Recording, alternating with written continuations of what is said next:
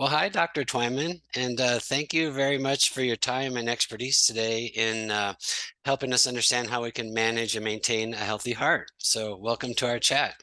Thank you. Thank you for the opportunity to chat with you and your audience. Yeah, thank you so much. I'd like to give my viewers some background on your education and training, if that's okay with you. Did a little bit reading on it. Dr. Mike Twyman is a board certified cardiologist. He has over 20 years of experience in the field.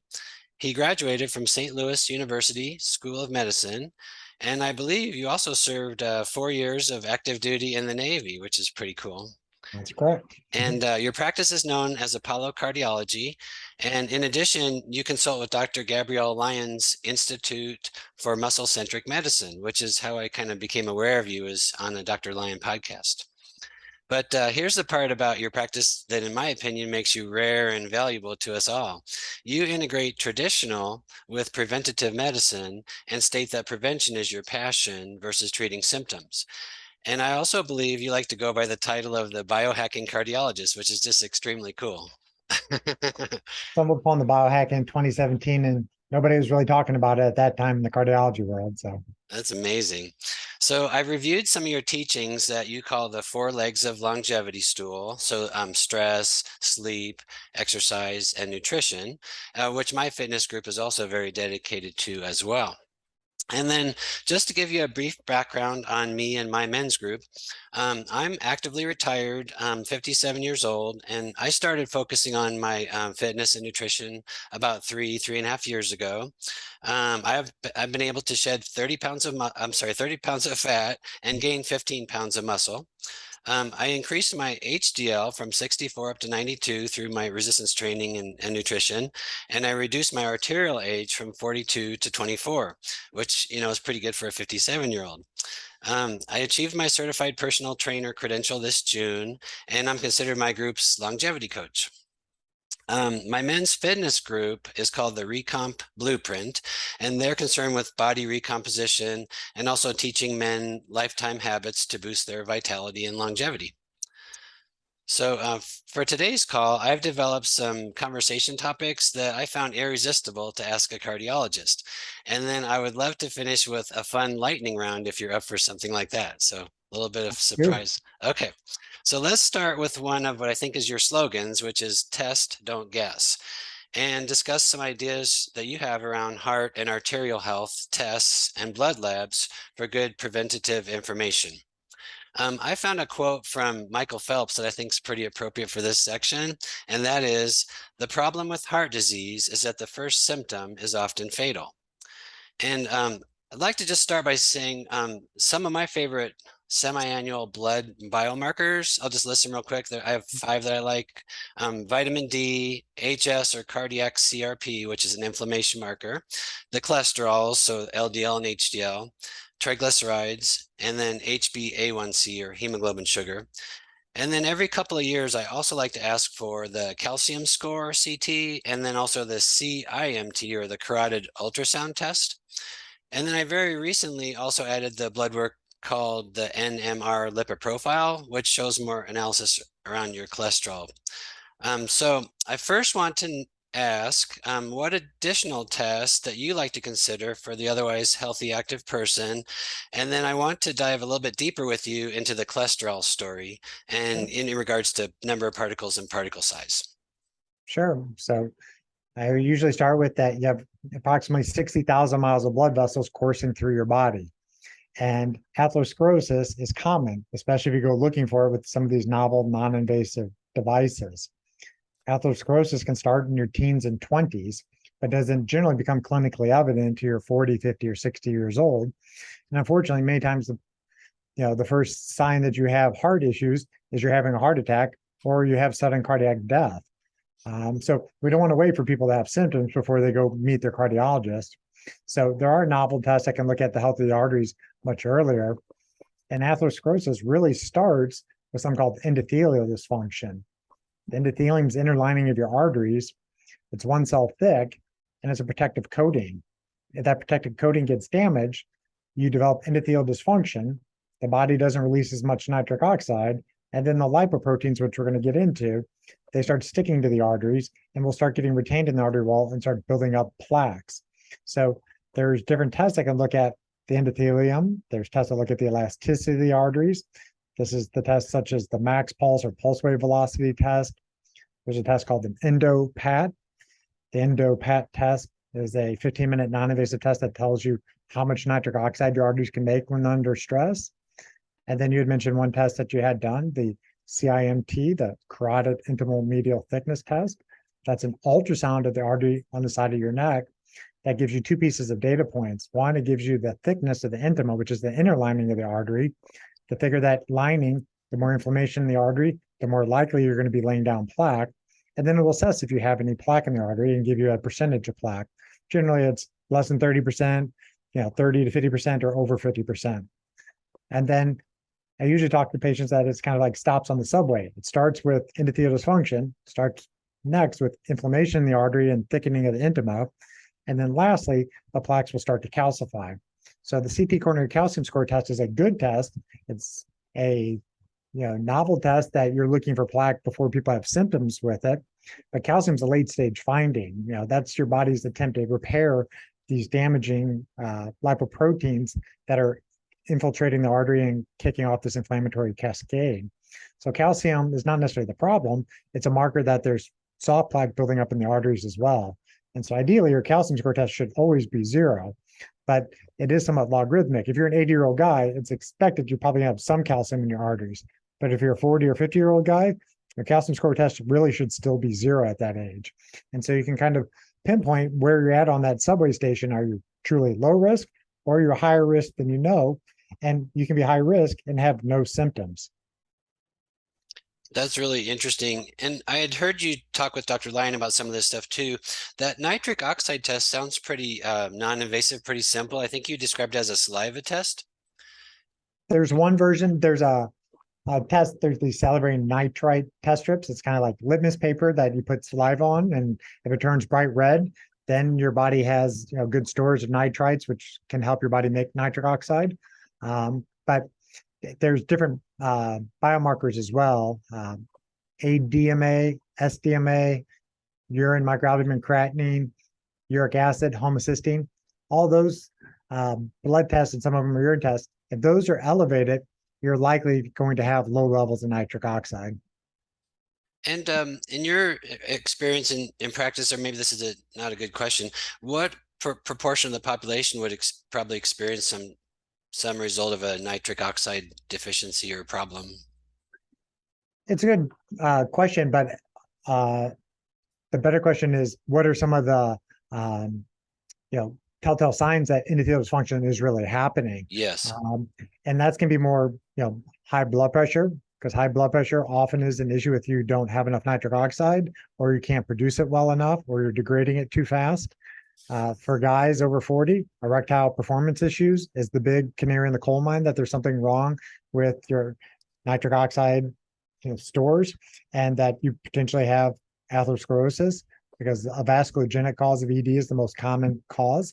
And that is, it's not that common in people under 40, but once you're 50, I believe it's around 40% of men will at some point or lives start developing some erectile performance issues. And then once you're 70, 80, it's nearly 80% of people.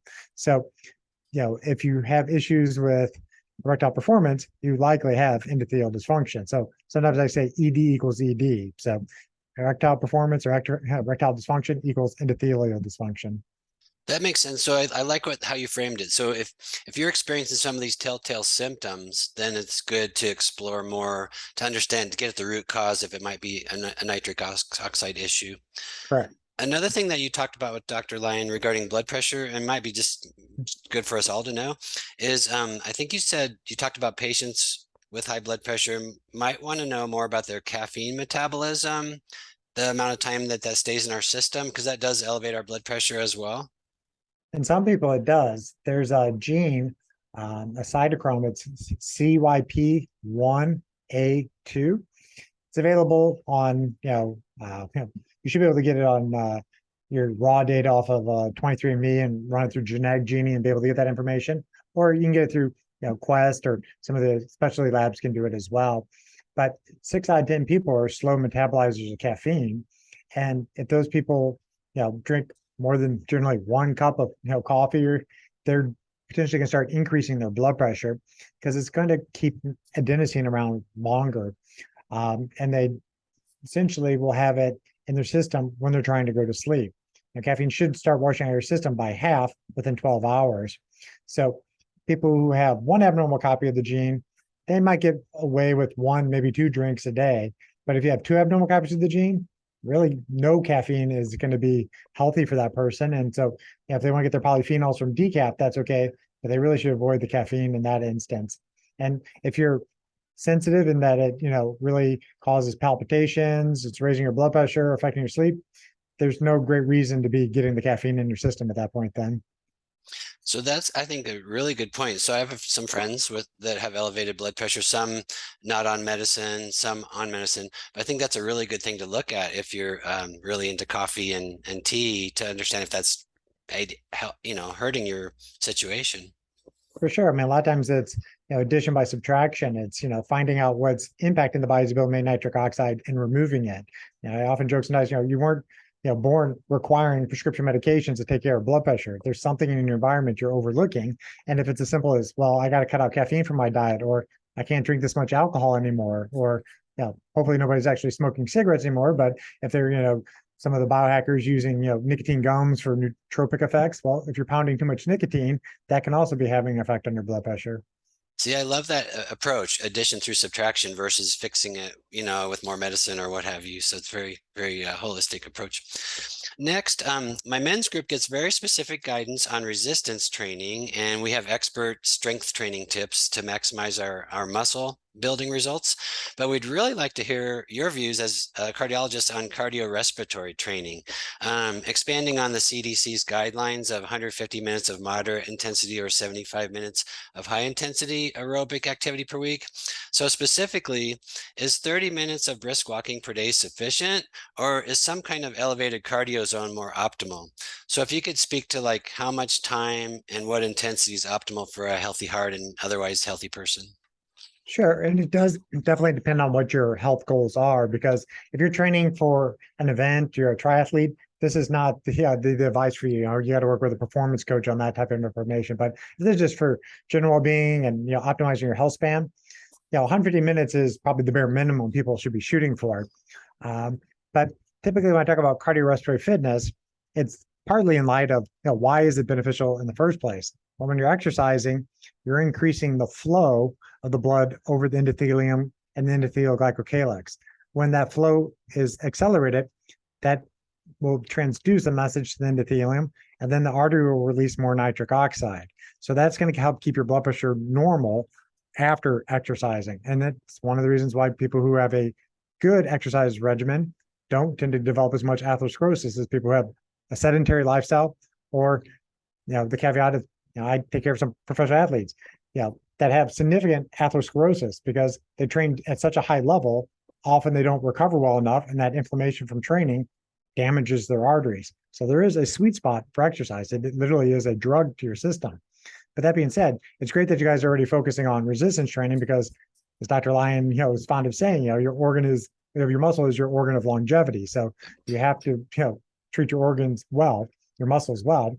But the cardiorespiratory fitness side of things, to really get the benefit, you do need to lose your breath or be very close to losing your breath. So you don't have to be doing an all-out sprint or interval training to get the benefit. So you can do more zone 2 type training if you understand what those zones are. So zone 2 is going to be more at a pace where it's a 5 out of 10 intensity. If you're measuring your heart rate, it's probably going to be around 70% of your maximal heart rate.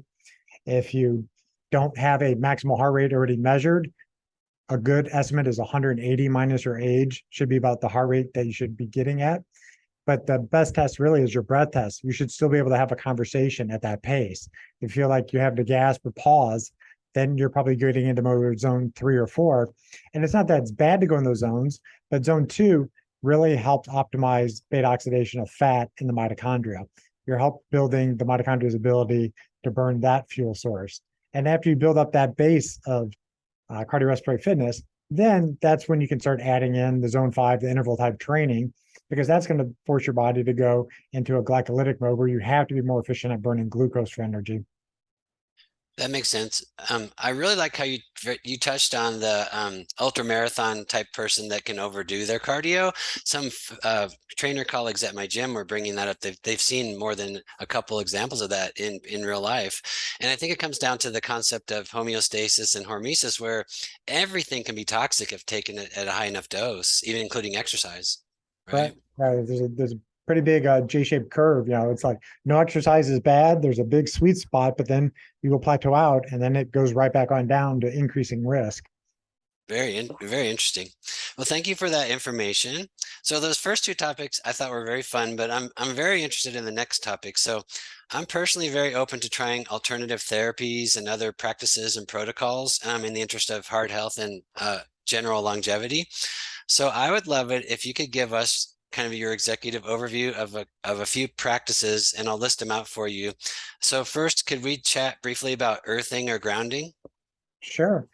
That's probably the most controversial topic I talked about on Dr. Lyon's podcast. I mean, I'm not one to really concerned about the people in the comments that, don't understand earthing and grounding.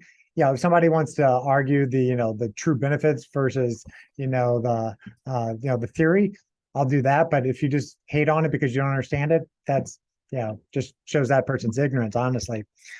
Every human is born to be connected to the earth, like every single animal that lives outside. People mostly start developing chronic diseases when they decide to live in an indoor environment disconnected from Mother Nature. So you didn't come out of your mother's womb wearing shoes and wearing gloves. So we were meant to be connected to the earth at all times. A lot of good work from the late Dr. Stephen Sinatra. He's basically the godfather of integrative cardiology. He had shown that it significantly lowers inflammation. It improves the viscosity of the blood. The blood becomes more like red wine, less like ketchup. The red blood cells, the rouleau formation is better, so the blood cells don't stick together. And the quantum mechanical reason why this works is that the Earth is negatively charged. When you're connected to the Earth has more electrons than you do. It flows from high flow to low flow, and those electrons then are absorbed from the Earth into your palms or hands or your feet if you're connected, and those electrons then could be used in your mitochondria to help produce energy. That's perfect. And I think I chatted with you and mentioned that I did my own unscientific study where I measured my C-reactive protein, the inflammation marker, kind of before and after 60 days of earthing. And I observed it change for myself from a value of 0.43 to a value of 0.36. So a 16% reduction. As unscientific as it was, I thought that was really exciting and also motivating. Sure. And it's free. And it's free, and I love it. I do it every day. The next one I want to ask about is circadian biology. Sure, and that's definitely one of my areas of interest, and that's how I kind of developed the term, the biohacking cardiologist. Is back in 2017, I took a long trip to Asia, and the jet lag was going to be pretty significant, and so I was doing some research on how to try to mitigate the jet lag, and came upon some articles talking about the type of glasses that I'm currently wearing, these blue blocking glasses. The way the glasses work is they filter out certain wavelengths of light, but I didn't understand that science, and I just wore the glasses on the plane, and my jet lag was maybe 1/3 as bad as I expected it to be. So when I got back to the States, I really did the deep dive into figuring out how do these glasses actually work, and they came back to circadian biology. So your circadian is around 24 hours, and this is how your body determines what time of day it is, and then your hormones and neurotransmitters are based off that information that the body is sensing. It's the German word Zeitgeber, time giver. Most of the Zeitgebers are light. Also, the timing of your meals is a Zeitgeber, but the light one is the biggest driver. So in an optimal day, you would only be exposed to light first thing in the morning when the sun breaks the horizon. If you're up before sunrise, I am. I just wear my glasses at home. I go outside at sunrise, get that light full spectrum into my eyes. It hits a receptor in the back of the eye called melanopsin. That then sends a message to your supracosmatic nucleus, which is your master GPS clock essentially behind your eyes, that then sends a message to the rest of the body to tell it what time of day it is. Cortisol, testosterone, all your hormones, they're all getting that signal from that supracosmatic nucleus. Then you live your life, but ideally you're spending more of it outside as you can.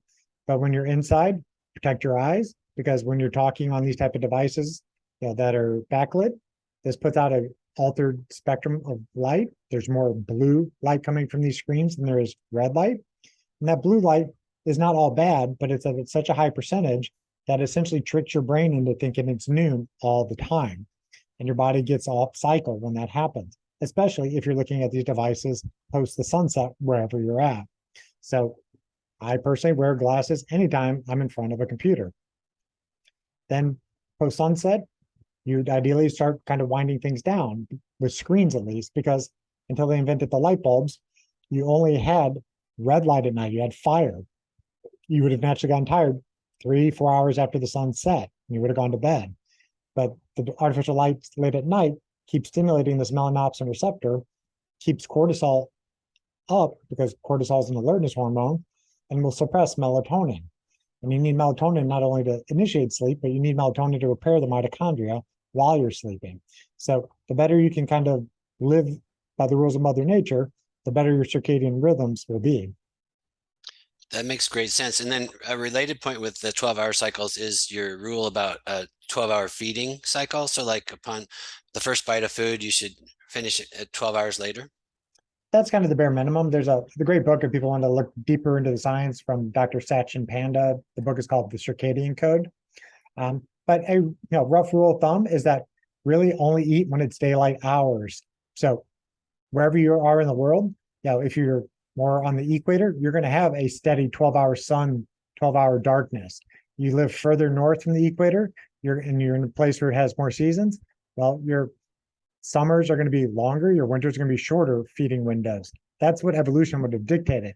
But a rough estimate is that the first bite of food that goes into your mouth in the morning time should ideally be within 30 to 60 minutes of the sun rising, and you should be done eating within 12 hours of that time. Now, some people will have a tighter window. If you're very insulin resistant, maybe a 10-hour window is, sub 10-hour window is better.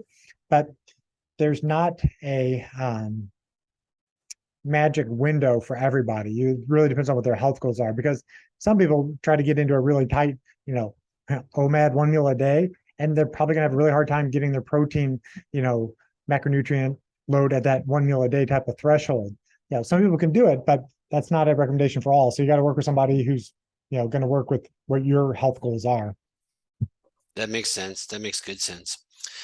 Now, the next topic is a hot topic people read about and sometimes can see a metric on their fitness wearable. Can you define for us what's meant by the heart rate variability and then its importance and how we can act to improve it?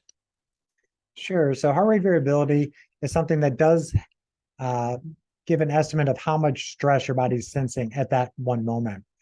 You have two branches of your autonomic nervous system. One is called your sympathetic nervous system. That's your fight or flight response. Your other branch is called the parasympathetic nervous system. That's your rest and relaxation response. So that's mostly under control of the vagus nerve.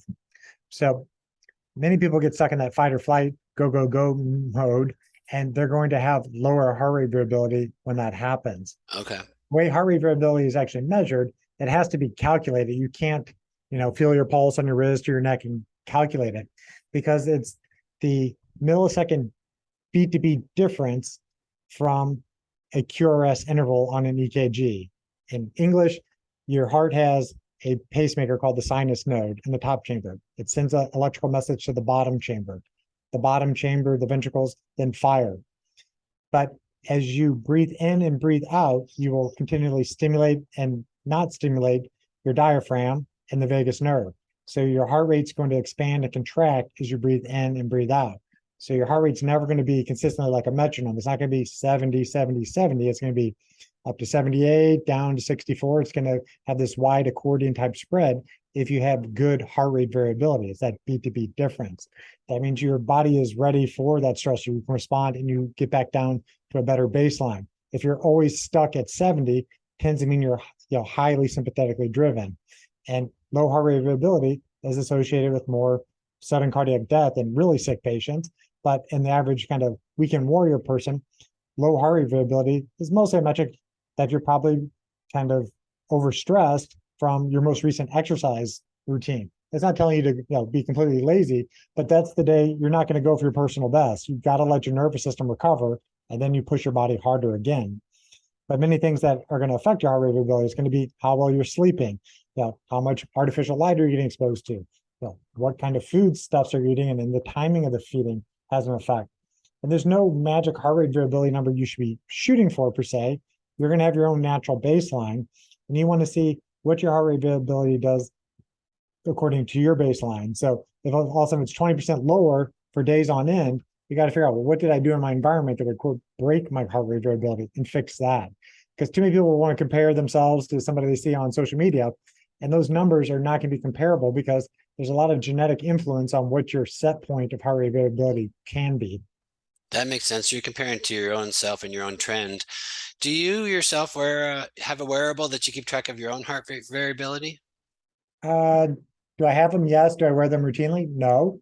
Um, Part of the reason is that I don't want electronic devices on me at all times.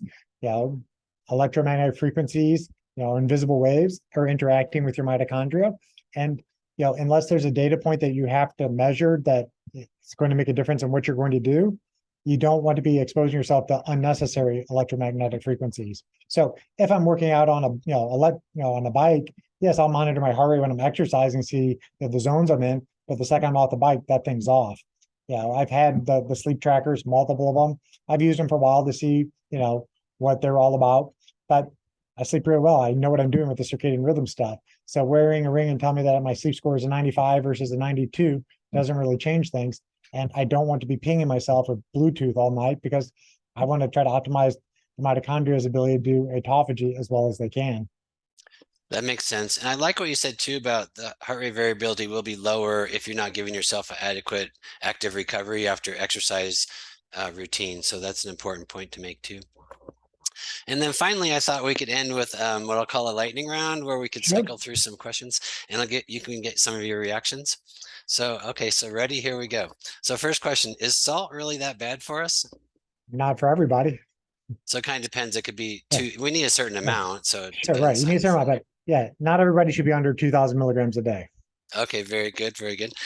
Why do some mouthwashes like Listerine increase our blood pressure?